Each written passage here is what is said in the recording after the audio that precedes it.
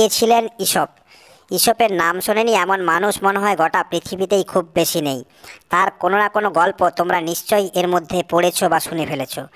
সেই যে একটা শেয়াল কিছুতেই আঙুর গুচ্ছের নাগাল না পেয়ে সে যে আঙুর ফল টক বলে চলে গিয়েছিল, কিংবা ধরো খরগোশ আর কচ্ছপে সেই গল্পটা, অহংকারী খরগোশ কচ্ছপে জেদ আর নিষ্ঠার কাছে দৌড় প্রতিযোগিতা কেমন হেরে গিয়েছিল, অথবা সেই যে একটা রাখাল ছেলে মিছিমিছি বাঘ বাঘ বলে চেঁচিয়েছে, লোক জড়ো করতো, তারপর সত্যিই যখন একদিন তার ভেড়ার পালে বাঘ এসে পড়লো তখন সেই ছেলেটার চিৎকার শুনে কেউ বাঁচাতে এলো না, এসব গল্প যে ঈশপেরই তা তোমরা জানো।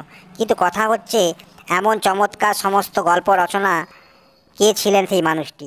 প্রাচীন গ্রিস দেশের এই মানুষটি ছিলেন একজন কৃতদাস। তার চেহারা এমন কিছু আহামরি সুন্দর ছিল না, তা নিয়ে তাকে অনেক উপহাসও শুনতে হতো।